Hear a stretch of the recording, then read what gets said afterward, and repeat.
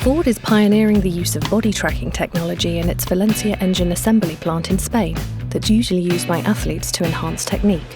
Used by coaches and computer game makers to unlock the potential of sports stars in the real world or on screen. Ford is using it to design less physically stressful workstations for enhanced manufacturing quality. The suit is equipped with motion tracking sensors that follow head, neck, shoulder and limb movements. 4 special cameras follow the user and then create a 3D animation, which is used by specially trained ergonomists to help employees align their posture correctly.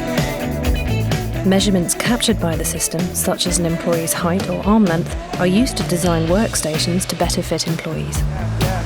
A small change to the employee in the workstation to improve the comfort during the day makes a big difference and a big improvement in their lives.